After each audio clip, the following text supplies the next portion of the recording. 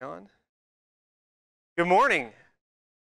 Welcome to You Be the Judge, the show where everything is based on policy and players can concede the game at any time for any reason.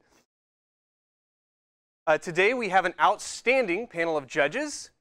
We're going to be reviewing policy and solving problems together for your chance to win the admiration of your peers and, of course, prizes. We have exclusive tokens to this event. You get to take home with you if you come and hang out with me. Today's focus, what we're going to be spending our time on, is on the most common occurrences, things you're going to encounter at pretty much every event you're going to work. Every now and again, you come up with these corner cases, the brain benders, the why can't we just disqualify everyone things. But the bulk of your calls are going to be the bread and butter, the things that you want to have right on the tip of your tongue, ready to administer whenever the time is right. So we're going to be brushing up on the things that will happen again and again, and we're going to do so together through games, because why not? Let's talk briefly about our rules before we get started. As judges, you may use any resource that you have at your disposal. That means if you have your phone and would like to look up something, you may. Another thing you may note is that you have a room full of judges around you. Other judges are great resources. Feel free to tag them in and ask them if you're ever stumped. Anything? I don't think there's anything else. Let's dive in here. Before we get too far, I'd like to thank one of our sponsors for today. Today's program is brought to you in part by Rooftop Storm, bringing you the lowest possible prices on zombies guaranteed. Rooftop Storm, thank you so much. No love for our sponsors? All right, that's good. Cool. This slide is lying to you. We're going to do this together. Before we begin any good game, we need to have a pregame, right? We're going to do our pregame show, where we're going to talk a little bit about what happens before we start playing a game. I'm going to ask you a couple questions, and we're going to fill in the blanks on what we do for pregame events. Let's see. With a raised hand, who can tell me the city the current Mulligan rule is named for? Hosted a Grand Prix. Yes, sir. London. Yeah, that's correct.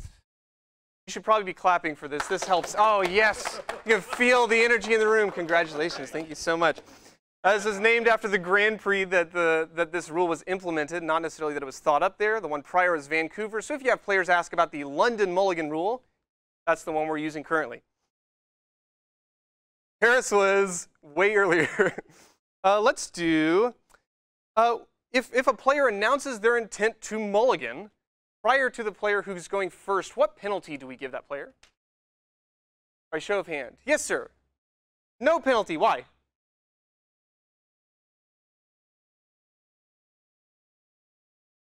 Sure, there's actually a little clause that says if there are minor, unintentional orders of error, we're not going to penalize people. That feels callous and awful, and don't be a jerk. We say that to players, applies for us too. Let's see. When does, and this is a very important question because this impacts how we administer policy, when does the pregame procedure end and the game officially begin? No, that's a good thought though. That's part of the midway process. Yes. Yes, I'll buy that. You can clap for this. Yes. Yeah, once both players have agreed on mulligans. That's right. That's before the first ley line. That's right.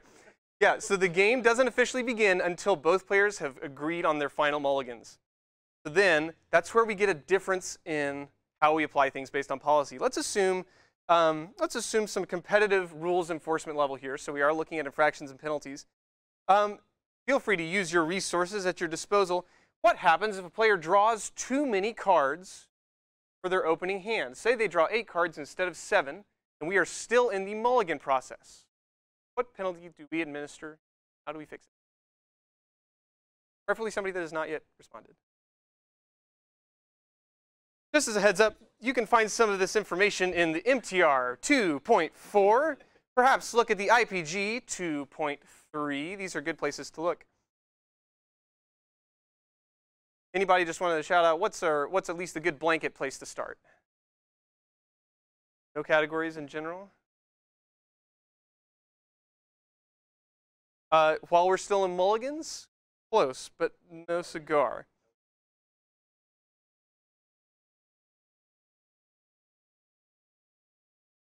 So we have an infraction here that actually helps us for while we are still in the pregame process. Is anybody finding anything that may or may not start with the word mulligan? Hey, who said that? Hey, great, great, great. Let's follow up here. And don't worry, I'll give you a token once we get through the rest of it.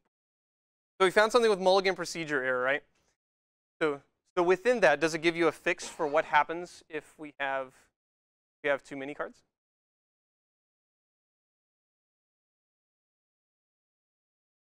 And that comes with what penalty do we give? Or yes, so warning and a forced mulligan. That's a good fix. Nicely done. So here's kind of your follow-up question. What happens if the same thing occurs? We have 8 cards in hand. Now both players have said, yep, this is a good mulligan. We're done. We're now in the game. What happens then?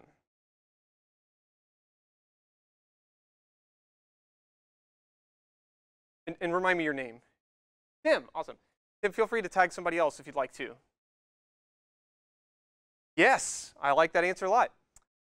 Because at that point, you have cards in a zone that you can't confirm that they should or shouldn't be there.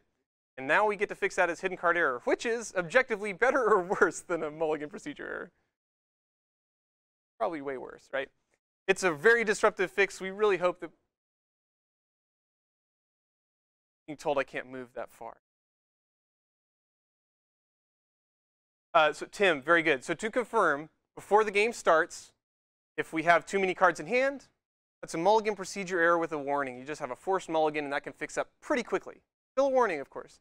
Once you get into the game, that's pretty bad. We have an extra card that we can't account for, and we have to fix that as appropriate. Again, once mulligans have been agreed on and we say, yes, we're in the game, now it changes. In the same spirit, if you have too few cards, what happens? Somebody raise your hand. So before the game begins, you have too few cards in hand.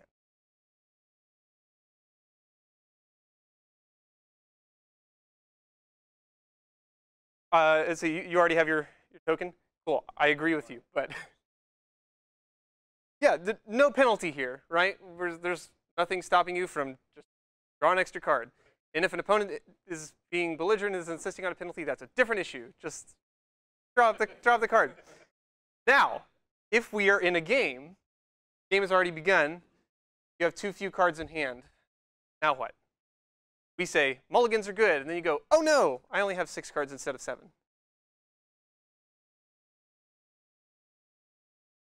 Pardon me. We have started the game, you have too few cards in hand. You have 6 cards in hand instead of 7. Saying mulligan too. Do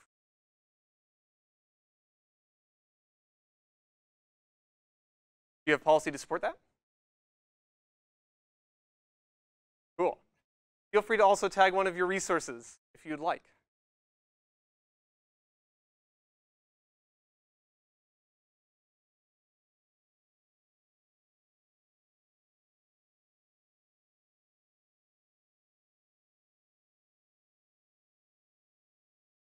Sure. Well, specifically in this example, we've drawn our opening hands.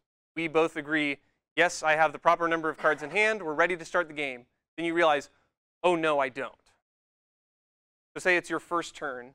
You have 6 cards in hand instead of 7.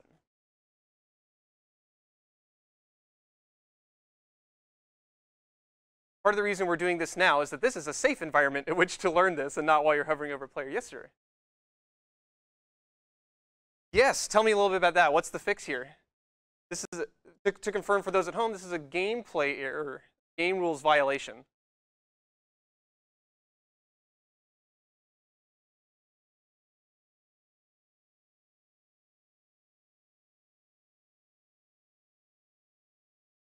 Yes. Yes, absolutely. So this actually tells you in the mulligan procedure error section, it says, hey, if you have too many cards, it goes to hidden card error during the game. If you have too few, it becomes a game rules violation. And our fix, one of our additional remedies, player has failed to draw a card when they needed to draw one. You do so now. So just to review, so that when you have players ask, because this one comes up fairly frequently, hey, I have too many cards in hand. Great, has the game started? Should probably be your first question. Where are you in the game? Because if you're before the game, we have ways to fix it that are a little bit different during the game. And you all now know where to look for that info. Yes, I will take your stunned silence as approval. Perfect.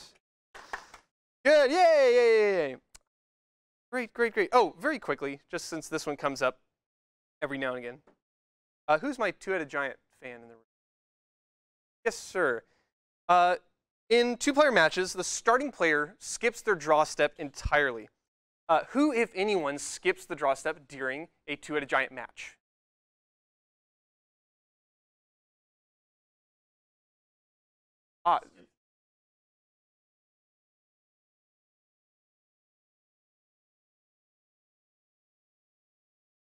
Sure.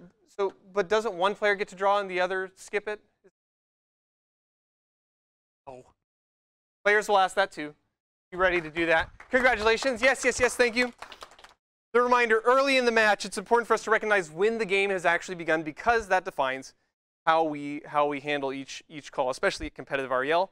We want to be sure, as a general philosophy, to be applying consistent fixes. We want all of what we do to match with what anybody else in this room does. So to that end, ask good questions and keep your pregame knowledge on the up and up. As we continue, I'd like to thank another one of our sponsors. Today is brought to you in part by Tellurian Academy, where any time can be the right time to study time. Submit your applications tomorrow for the Tellurian Academy. Thank you so much. A little of both. Oh, perfect. Perfect, perfect, perfect. For this game, I need our most skilled communicator. Come on down. Yeah, come on down.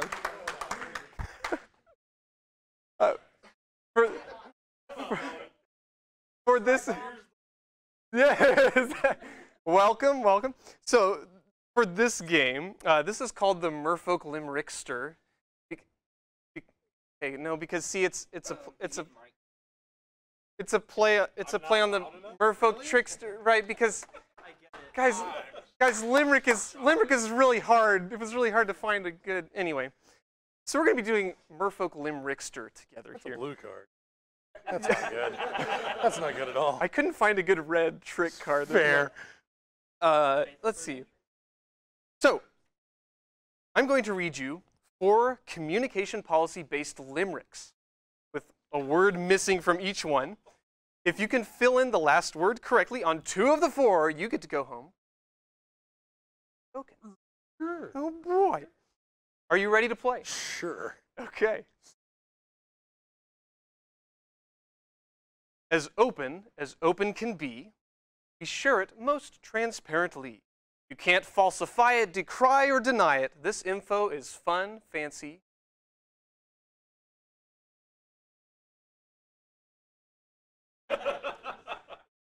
It's going to rhyme with the other words. So say it again. As open can be, we share it most transparently. You can't falsify it, decry, or deny it. This info is fun, fancy. Yes, free information. Yes, very good, very good. And for your information, I did indeed reference the 1947 Disney film, Fun, Fancy, Free. Fun and Fancy Free. Free information is information to which all players are entitled access without contamination or omission. What sorts of things might we expect from free information? Oh, life total. That one's actually we're going to find a little bit differently. Okay, interesting. Sure. Yeah, but these are going to be things the like status of a permanent? Yeah, absolutely. Yeah, status of a permanent. That's actually a bonus question here. Can anybody raise their hand and give me the 4 statuses of a permanent? Yes. Yes. Yes. Yes.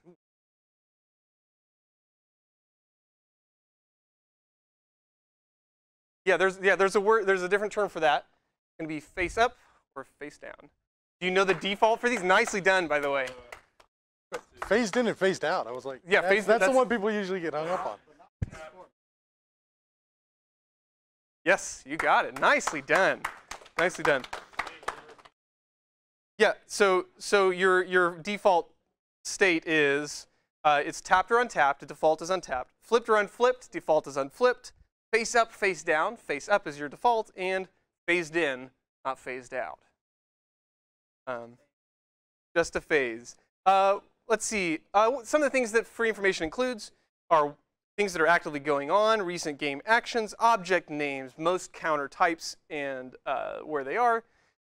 the current step or phase, and who the active player is. You cannot lie about these things. Don't do it. All right, ready for the next limerick? Sure. Okay. That's free information. Though conclusions where players arrived may often seem rather contrived. We don't give assistance. It takes their persistence. We call this info Derived. derived. Nicely done. 2 for 2. This is information to which all yes, this is information to which all players are entitled access, but opponents are not obligated to determine or to help them. We don't have to help them, or players don't have to help, and judges don't have to help either necessarily. Notably, this info can contain omission and contamination, but it can't be misrepresented. It can be omitted, just can't lie about it. There is a notable exception to derived information at regular REL. Do you know what it is? I don't. Cool. Does anybody know the exception to derived information? Yeah. Yes. Very good. Oh, sure. Yeah, yeah. At a regular REL, this is important. At regular REL, derived information does not exist. Derived information is free information. So if I ask you how big your Tarmogoyf is, you must tell me at regular. You do not have to tell me at competitive. In fact, you probably shouldn't, because then if you're wrong, then you get in trouble, right? So derived information, this is the number and kind of, that seems wrong. Yes, the number and kind of objects present in any game zone that aren't defined as free information, most characteristics of objects in public zones, the game rules, tournament policy, other organizational info, that's all derived information. So, just things that may need some help to determine. Also, within this bucket, cards are assumed to have their oracle text printed on them. So, that's derived information. You have to be clear about what it is, but what it does has gaps. Ready for your next limerick? Sure. Okay, so we have free, and we have derived. This info, more open than gratis, must be tracked without apparatus. No matter how it's arranged, you must announce when it's changed. Even monarchs keep track of their Status? status. Nicely done. So status information. This is a more recent change to how policy operates. So it's like free plus, the premier version of free that you don't pay extra for. So recently, this status information can't be tracked at competitive REL with anything that can be easily changed. Think dice, think something that can be bumped over. Take that, Storm players. Got to keep track on paper. You just don't want to bump a table and upset somebody's life total, for example. Unspent mana in mana pools. That was an old cheat. I remember that. Oh, yeah. Oh, you're using dice? Oh. Please do not take notes on that. Don't write that down. I'm taking paper tracking. Yeah. It doesn't work anymore. Don't take that with you. Yeah, it's crazy. Yeah, yeah. I haven't taken any damage. Lies. One quick note on that is that methods for tracking status information must be visible to both players. And it's something that if players agree to share, like if one player is keeping track of life totals, that's acceptable as long as everybody has access to it. You just can't conceal status information. Right. That's yes, within that. He said you can't use an electronic device for that, but that's also general competitive policy.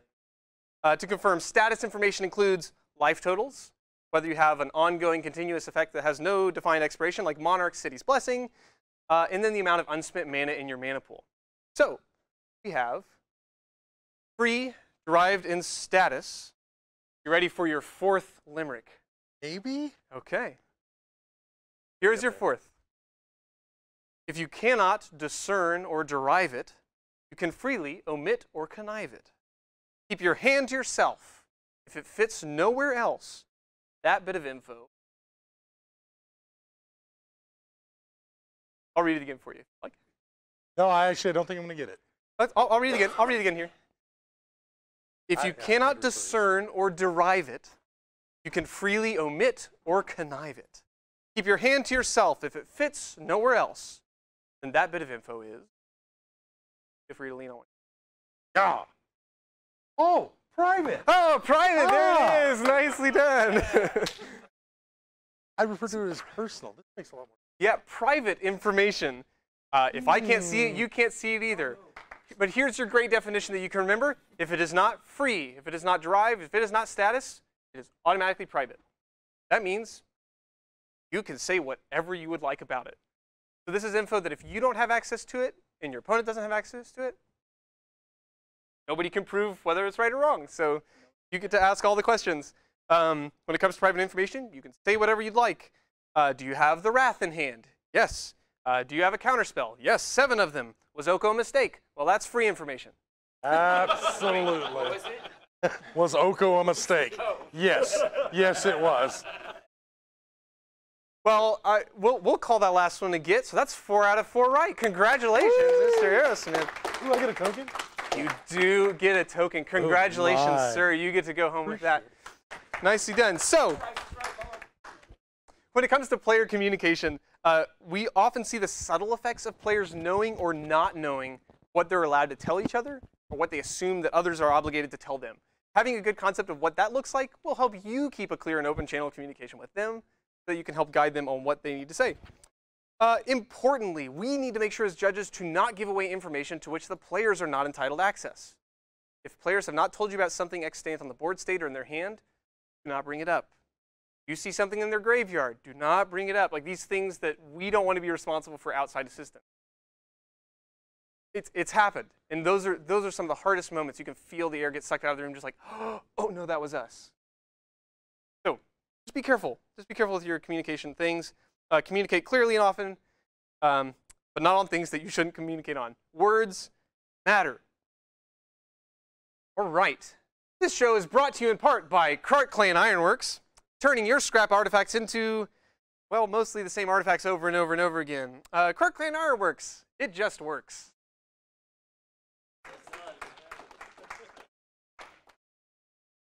Let's talk briefly. I did have to put that in my notes, yeah. Let's talk briefly about triggers here. I'm going to get a contestant to help me play through this game.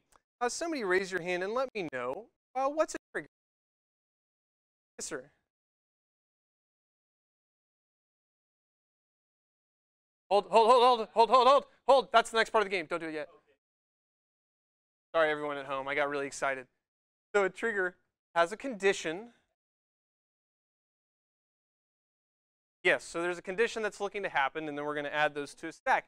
And then the question I'm going to ask is, there are 3 words that denote triggers and when they happen. Preferably somebody who has not yet grabbed a token. Can you raise your hand and give me those 3 words? Wait, close. I'll take 2 of those. What's your 3rd one?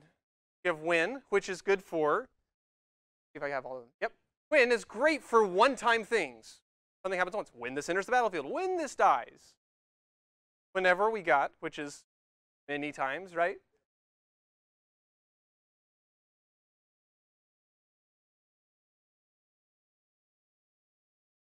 At, yeah. So we have when, whenever, and at is timing based. Okay. Caleb, would you like to play this game? Okay, come on up. Come on up. Okay. That's okay. We're going to do a little. Hey, this is good. We're going to do a little bit of review in general. Miss triggers may be the single most common thing you will encounter in judging, especially at regular, but doubly so at competitive. Or like at competitive, you're going to encounter this as well. Knowing when things are penalized and when they're not are critical. So, miss trigger, good thing to review. Just a couple things to review before we jump into the game proper. Sorry, the title of this next one. So when are triggers put on the stack? As soon as they happen. So sorry, first time that they would lie? So these are good principles. So when a trigger condition is met, it waits to go on the stack until state-based actions are checked. Right, so that's the first time that the game's going to look and say, this is supposed to be here. Now I'll put it in place. Well, so we have our condition. That can happen anytime, perhaps during the resolution of the spell, perhaps combat damage happens. But until players going to get priority, then our trigger is going to go on the stack. Priority is the big one there. Yeah. If multiple triggers are going to be put on the stack at the same time, what order do we put those in? So it's going to go. The players choose the trigger order, and then non-active players' triggers are put on the stack. It goes. Active player puts their triggers on the stack. Non-active player puts their triggers on the stack. They're ordered and then resolve thusly. Yes, and so to confirm, active players' triggers are put in any order they would like. Then non-active players are put in the stack in any order they would like, and then they resolve top to bottom. My favorite is the acronym for this, which is the AppNap. Ah. Right? Active player, non-active player. Cool? Groovy? Yep. AppNap, everyone? Yes? No? You all are actually taking active naps right now. You good for an AppNap right now? I'm good for an AppNap. Yeah, I would take an AppNap. And then you mentioned this a little bit earlier. When does a player first need to demonstrate awareness of a trigger? At the first point that it is relevant. At the point where it's relevant to the game state, such as at the beginning of combat. Well, so I'll tweak this a little bit. Relevant is a little bit subjective. The first time it's going to have an impact on the visible or physical game state.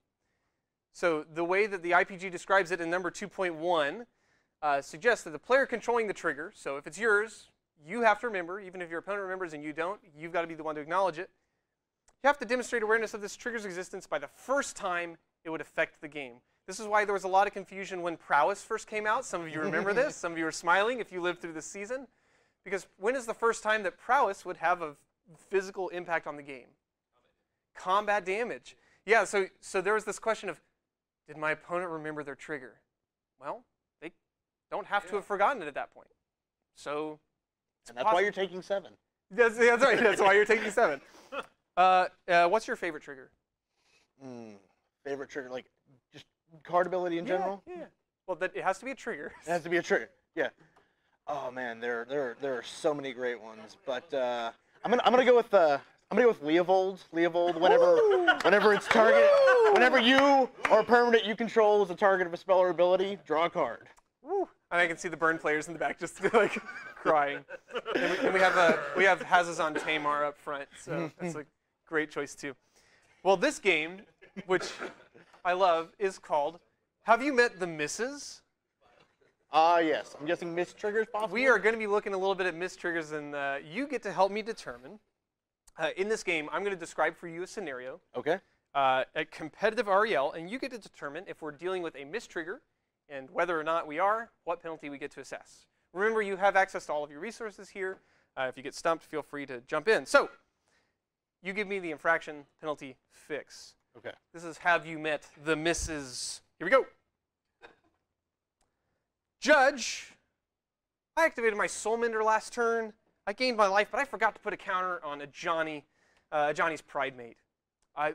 What do I do now? Hey, Kade, for those in the back, can you read those cards for us? Johnny's Pride Mate says, whenever you gain life, put a +1/+1 counter on Johnny's Pride Mate. Soulmender says, tap, gain 1 life. Okay, so Judge, you activated Soulmender last turn? Yes, we're on my turn. We've had an entire turn cycle. No, I did this on my opponent's turn. Oh, okay. This is just now my main phase, and I just forgot to grab it. Okay. So this is definitely a miss trigger. It is a non-detrimental trigger, I believe. So there wouldn't be a warning and just play more carefully, if I remember right. But so I am prepared to be wrong here. So I just don't get anything? That is correct. Okay, I think there's a small modification I want to make to this. Would anybody like to modify? I think we agree on miss trigger from there, but let's jump in here and then I'll come back over. So the opponent, we would ask the opponent if they want to put the ability on the stack. Yep. If they say yes, the ability is put on the stack. If they say no, then nothing happens. Right. So with a miss trigger, the opponent does get a chance to say, "Would you like this to happen?" Things like Pact of Negation, for example. Sometimes you say, "Absolutely, I would love for this trigger to resolve for you." You've only got 3 mana. Why would I know what it happened? There are choices like that, but that's the one to remember. And with a miss trigger, if there is no penalty, there's no penalty. So that's just one to be aware of. But here's your bonus on this one. Hey, Judge, it's not a May ability, though. This says it should just resolve. So don't I just get this now? Nope. Non-detrimental triggers are considered missed, the opponent gets the opportunity to put it on the stack. The opponent has chosen to say no, so it doesn't happen. You missed your trigger. Please play more carefully. Well, and I'll give you an even easier one. It doesn't work like that. Oh, sure. The may or may not. That is no longer a policy thing that we adhere to. But the more words we use, often the simpler the better. Like we don't have time to get into the deep discussions on all that with players, but just having kind of a clean, you know what, this is how missed trigger works. We can talk about it more after the match if you'd like. Is this the same at regular? Regular's a little bit different. There are just no penalties. Yeah. With regular REL, as long as you as the judge determine that it's not going to disrupt the game state too much, you're just going to apply it. So like in this situation, you would probably give them the counters. Yeah. The only caveat here is unless critical decisions have been made based on that information. So if the opponent says, I'm going to shock this Ajani's Pride Mate, and you go, oh wait, it's supposed to have a counter. Like we're not gonna jump back for that. Does that make sense? Yeah. So to confirm, at regular, if it's non-disruptive, we can fix it pretty comfortably. At competitive, you got to keep track of your own stuff. Cool. So we agreed. Missed trigger, no penalty. If they say it's not a May, which they will, players will say this all the time. It's not a May trigger. Doesn't matter. You still missed it. We're gonna move on from here. Cool. That's one of 4, by the way. We're gonna cruise through these. Oh, okay. Number 2, Judge. I killed my opponent's murderous rider during combat, and she put it in the graveyard instead of on the bottom of her library. By the way, murderous rider has an adventurer side, and it says, when murderous rider dies, put it on the bottom of its owner's library. So,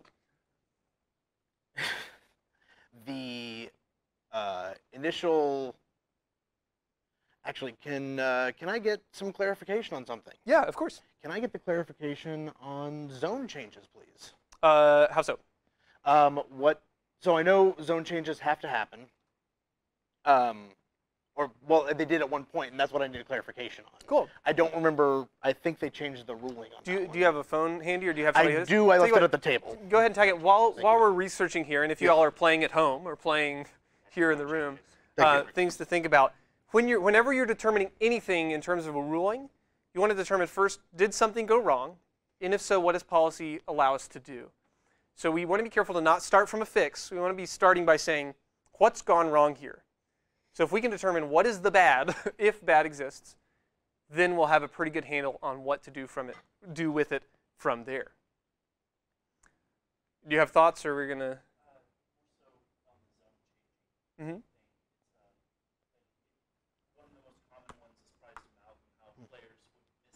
Mm-hmm. Something entered, and then be like, oh, Judge, I missed it. And how the zone change used to work was it immediately came back to the battlefield. But with the change, it states now that they can be missed. The next time that trigger would be put on the stack is the next time that trigger would get recognized. Like, let's say an Archimedes gets put in the graveyard, and now you have that delayed trigger that gets set up. It's always dredge players causing problems. For the folks at home, we were talking about how the policy used to have delayed zone change triggers as an automatic resolution. Whenever you remembered your Scarab God was supposed to be in your hand instead of in the graveyard, well, I guess it's supposed to happen now, and so it just happened. So that is not the case, is it? So what did you determine in your research? So this we were later in the turn cycle, right? Just a little bit. Yes. Okay. It is going to be a mistrigger in terms of and at this point we give the opponent the option to put it on the no, I don't think we would, because this is a zone change.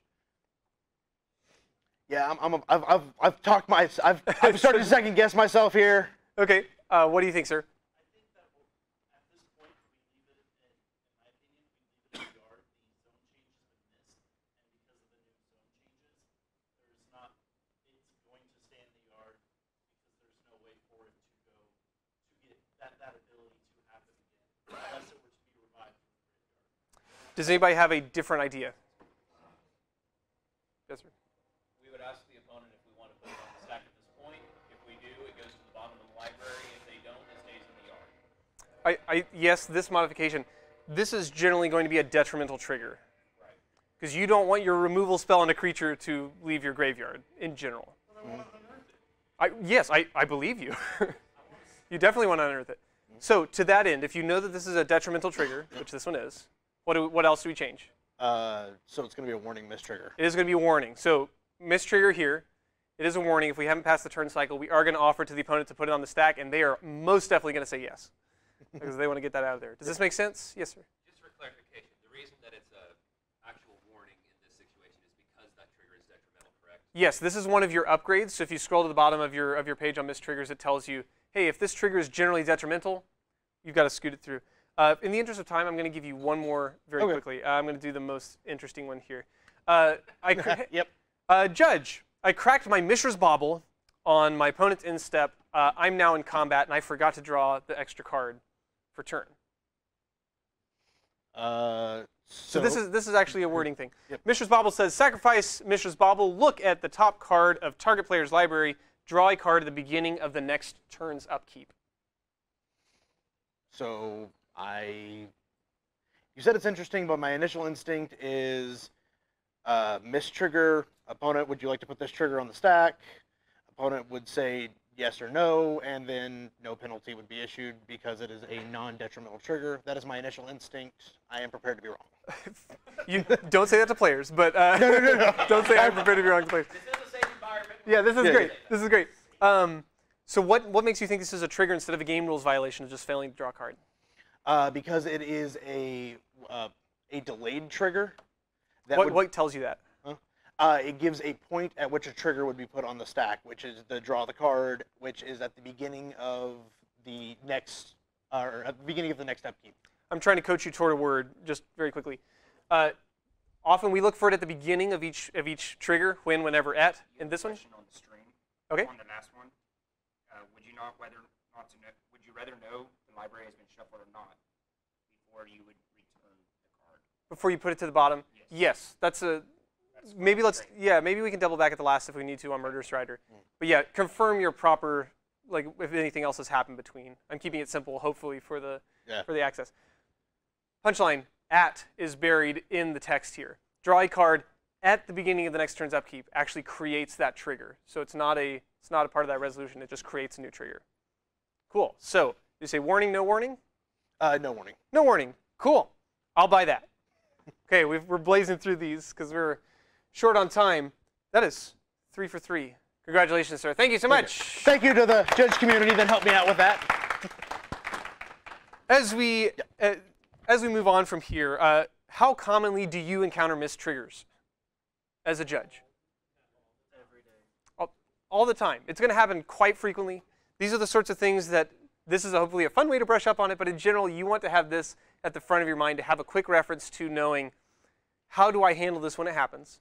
And again, at regular, it's going to be slightly different. We're wanting to take care of our players, but you want to make sure that you have this under your belt. This will equip you well for any level event from F&M to Players Tour. Cool. Okay, so in the interest of time, we get to do our final round. I need 3 folks who have not yet acquired a token. 1, 2, 3. Come on up.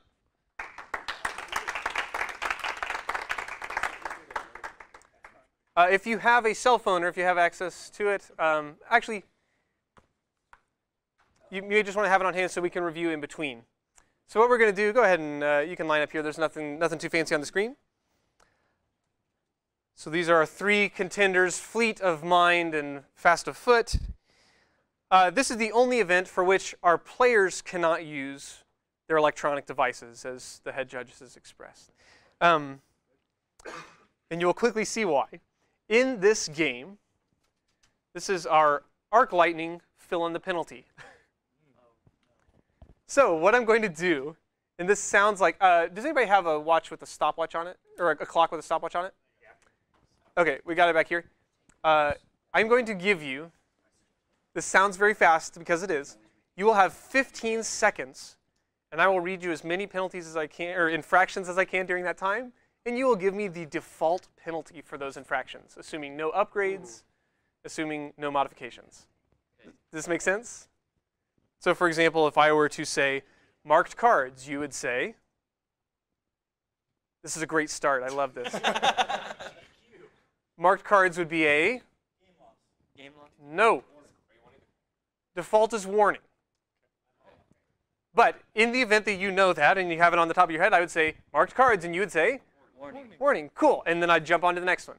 Okay. Ready? Sure. This is, let's see. I need to pick somebody first, though. We're going to go one at a time, so you'll each have a chance to, Oh, okay. to do this. And it is Justin? Patrick. I'm sorry. I meant Justin earlier. I meant Justin. Patrick. Let's have you go up first, and then we'll kind of run down the... Okay. I don't know if you all can see, but this is all good to me. Brady, would you be willing to give us a countdown here? 15 seconds, correct? Yes. Ready? 3, 2, 1. Unsporting conduct minor. Warning. Yes. Mulligan procedure error. Warning. Yes. Stalling. Warning. No. Hidden card error. Okay. Warning. Yes. It's very fast.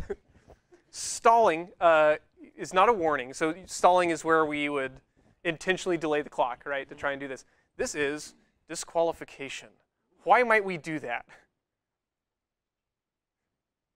Advantage, like if the game was like not in their favor.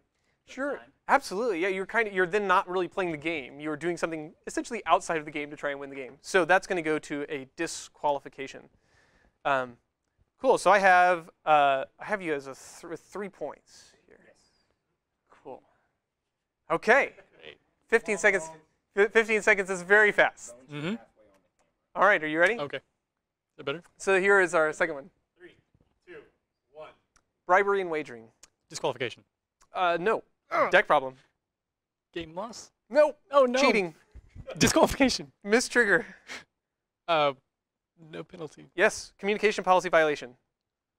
Warning. Yes. Insufficient shuffling. No. So I have you with 2.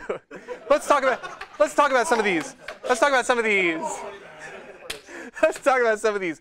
Bribery and wagering used to be disqualification all the time for any reason. That has recently changed. So I have 2.5, really. Nice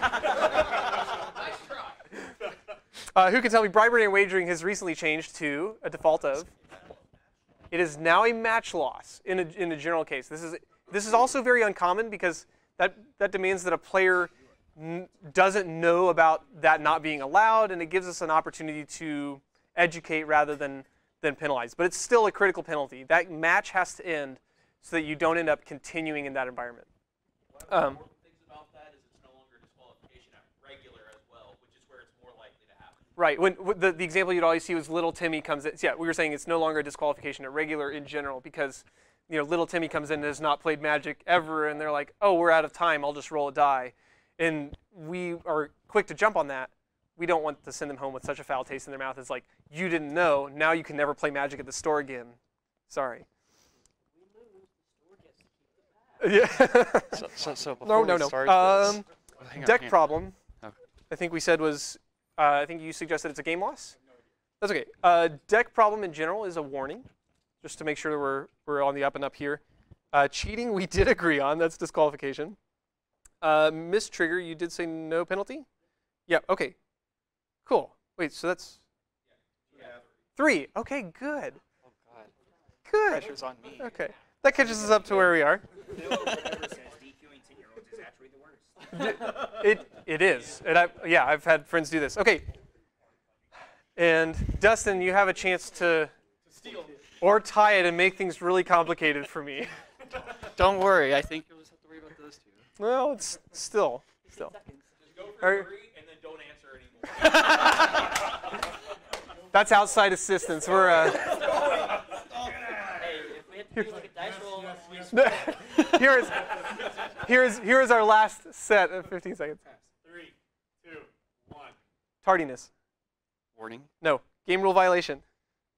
Game rule violation. Mhm. Warning. Yes. Looking at extra cards. Baseline rate warning. Yes. Aggressive behavior. Oh God, I don't know. I'm not sure. Pass. Theft of tournament material. After tournament, I would say disqualification. Okay. Yes. That is a little bit after time. It is. So. I got So let's review right quickly. So tardiness. Well, I guess for me, when you say tardiness, I don't want to sure like Sure. Yeah. In general. Oh, sorry. That's it. In general, tardiness is always a game loss at default. When we talk about it at an event, we're going to usually say tardiness is at 0 and 10 or something like that. So tardiness is default a game loss. If you're not in your seat when the round starts, or usually if you have a heart, if you don't see somebody on their way to their seat, that's just a game loss. Okay. Be respectful of other people's time is kind of the punchline. Speaking of, I know I'm very close here. Game rule violation we agreed is a warning. Looking at extra cards is also a warning. So these are just kind of some default penalties that we have some good ways to fix. Why would aggressive behavior be disqualification? Which is what it is. Well, I would just being in an unsafe environment. Yeah, that's a great point. Yes. You want this person out of this tournament. Yes. That too. Rage. Get him out of here. Yeah. Yep. Yeah, DQ him out of the tournament. They're creating a bad environment for everyone around them. So, Yeah. You know what? In the interest of time, I'm going to give you all tokens. Congratulations! Didn't we just roll the dice to determine the outcome? You absolutely can. So question about the one that I passed on. Yeah. Do you want to tackle it in a second, or do you want to tackle it together? Sure. So the one you passed on, that's the aggressive behavior, or the Was that aggressive? I thought aggressive behavior was the one that I had like at the end of the round. There was one that actually. theft of tournament material. Oh, sorry. Okay.